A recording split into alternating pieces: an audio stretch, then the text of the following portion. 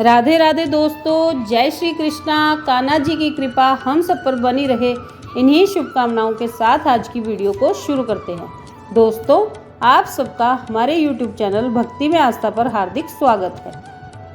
आज की इस वीडियो में हम आपको आषाढ़ माह के कृष्ण पक्ष की चतुर्थी तिथि की जानकारी देंगे। आप सबसे रिक्वेस्ट है कि वीडियो को पूरा और ध्यान से सुनिएगा। चलिए शुरू करते हैं।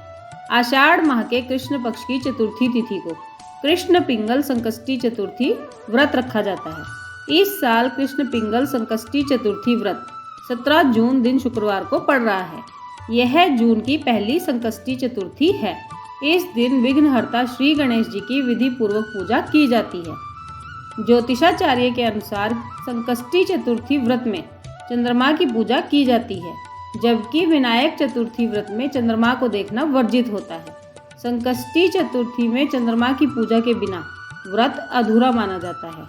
चलिए कृष्ण पिंगल संकष्टी चतुर्थी की तिथि, पूजा मुहूर्त और चंद्रोदय के समय के बारे में जानते हैं। कृष्ण पिंगल संकष्टी चतुर्थी 2022 का शुभ मुहूर्त। पंचांग के अनुसार आषाढ़ माह के कृष्ण पक्ष की चतुर्थी तिथि का प्रारंभ 17 जून दिन शुक्रवार की सुबह 6:10 पर होगा।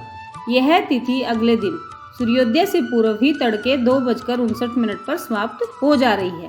इस स्थिति में कृष्ण पिंगल संकष्टी चतुर्थी व्रत 17 जून को रखा जाएगा। इस दिन इंद्र योग सुबह से लेकर शाम 5:18 तक है। सर्वार्थ सिद्धि योग सुबह 9:56 से अगले दिन 18 जून की सुबह 5:03 तक रहेगा। इस दिन भक्तजन सर्वार्थ सिद्धि योग में संकष्टी चतुर्थी व्रत की पूजा करेंगे, तो यह व्रत भक्तों के लिए और भी अधिक फलदायी होगा। सर्वार्थ सिद्धि योग में भक्तजन जो भी कार्य करते हैं वह सफल होते हैं। यह योग सभी सिद्धियों को प्रदान करने वाला है। इस दिन का शुभ समय 11:30 से दोपहर के 12:25 तक का है। संकष्टी चतुर्थी के दिन राहु काल सुबह 10:14 से 11:57 तक रहेगा। इस समय में कोई भी शुभ कार्य ना करें। कृष्ण पिंगल संकष्टी चतुर्थी पर चंद्रोदय का समय। कृष्ण पिंगल संकष्टी चतुर्थी के दिन चंद्रोदय रात को 10:03 पर होगा। इस दिन चंद्रोदय के लिए देर तक प्रतीक्षा करनी पड़ती है। चंद्रमा के निकलने पर उसकी पूजा करें और एक पात्र में जल, गाय का दूध, अक्षत और फूल लेकर चंद्रमा को अर्घ्य दें। उसके बाद व्रत का पारण कर लें। संकष्टी चतुर्थी की पूजा विधि। इस दिन सुबह जल्दी उठें और स्नान आदि करने के बाद साफ कपड़े पहन लें। गणेश जी की पूजा से पहले एक चौकी तैयार करें और उसमें लाल या पीले रंग का कपड़ा बिछा दें। चौकी पर भगवान गणेश की प्रतिमा या तस्वीर स्थापित करें। रोली चंदन से भगवान गणेश का तिलक करें। भगवान को फल, फूल, माला, दुर्वा और उनके पसंदीदा मोदक चढ़ाएं। गणेश जी को उनके प्रिय लड्डू और मोदक का भोग लगाने से गणेश जी की असीम कृपा भक्तों को प्राप्त होती है। संकष्टी व्रत की कथा पढ़ें या सुनें। चंद्रोदय के बाद चंद्रमा को अर्घ दें और अपना व्रत खोल लें। आषाढ़ कृष्ण संकष्टी चतुर्थी की व्रत कथा। संकष्टी चतुर्थी का व्रत करने वाले भक्तजनों को कृष्ण संकष्टी चतुर्थी व्रत की कथा भी अवश्य ही व्रत में पढ़नी या सुननी चाहिए। चलिए आपको कथा सुनाते हैं। द्वापर युग में महिष्मती नगरी का महिजीत नाम का एक राजा था। वह बड़ा ही पुण्यशील और प्रतापी राजा था। वह अपनी प्रजा का पालन पुत्रवत करता था, किंतु संतान विहीन होने के कारण उसे राजमहल का वैभव अच्छा नहीं लगता था। वेदों में निसंतान का जीवन व्यर्थ माना गया है। यदि संतान विहीन व्यक्ति अपने पितरों को जल दान देता है तो उसके पितृगण उस जल को गर्म जल के रूप में ग्रहण करते हैं। इसी ऊहापोह में राजा का बहुत समय व्यतीत हो गया। उन्होंने पुत्र प्राप्ति के लिए बहुत से दान, यज्ञ आदि कार्य भी किए, फिर भी राजा को पुत्र की प्राप्ति नहीं हुई। जवानी ढल गई और बुढ़ापा आ गया, किंतु वंश की वृद्धि नहीं हुई। तदंतर राजा ने विद्वान ब्राह्मणों और प्रजाजनों से इस संदर्भ में परामर्श किया। राजा ने कहा कि हे ब्राह्मणों तथा हे प्रजाजनों, हम तो संतानहीन रह गए। अब मेरी क्या गति होगी?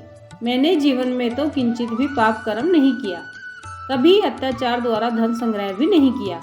मैंने तो सदैव प्रजा का पुत्रवत पालन किया है तथा धर्माचरण द्वारा ही पृथ्वी पर शासन किया है। मैंने चोर डाकुओं को दंडित किया है, इष्ट मित्रों के भोजन की व्यवस्था की है, गो ब्राह्मणों का हित चिंतन करते हुए शिष्ट पुरुषों का आदर सत्कार किया है, फिर भी मुझे अब तक पुत्र ना होने का क्या कारण है। विद्वान ब्राह्मणों ने कहा कि हे महाराज, हम लोग वैसा ही प्रयत्न करेंगे जिससे आपके वंश की वृद्धि हो। इस प्रकार कहकर सब लोग युक्ति सोचने लगे। सारी प्रजा राजा के मनोरथ की सिद्धि के लिए ब्राह्मणों के साथ वन में चली गई। वन में उन लोगों को एक श्रेष्ठ मुनि के दर्शन हुए। वे मुनिराज निराहार रहकर तपस्या में लीन थे। ब्रह्मा जी के समान वे आत्मजित, क्रोधजित तथा सनातन पुरुष थे। संपूर्ण वेद विशारद एवं अनेक ब्रह्म ज्ञान संपन्न वे महात्मा थे। उनका निर्मल नाम लोमश ऋषि था। प्रत्येक कल्पांत में उनके एक एक रोम पतित होते थे, इसलिए उनका नाम लोमश ऋषि पड़ गया। ऐसे त्रिकालदर्शी महर्षि लोमेश के उन लोगों ने दर्शन किए। सब लोग उन तेजस्वी मुनि के पास गए। उचित अभ्यर्थना एवं प्रणाम आदि करने के बाद सभी लोग उनके समक्ष खड़े हो गए। मुनि के दर्शन से सभी लोग प्रसन्न होकर परस्पर कहने लगे कि हम लोगों का कोई सौभाग्य है जिससे ऐसे मुनि के दर्शन हुए। इनके उपदेश से हम सभी का मंगल होगा। ऐसा निश्चय कर उन लोगों ने मुनिराज से कहा, हे ब्रह्म ऋषि, हम लोगों के दुख का कारण सुनिए। अपने संदेह के निवारण के लिए हम लोग आपके पास आए हैं। हे भगवान, आप कोई उपाय बतलाइए। महर्षि लोमेश ने पूछा, सज्जनों, आप लोग यहाँ किस अभिप्राय से आए हैं? मुझसे आपका क्या प्रयोजन है? स्पष्ट रूप से कहिए, मैं आपके सभी संदेहों का निवारण करूंगा।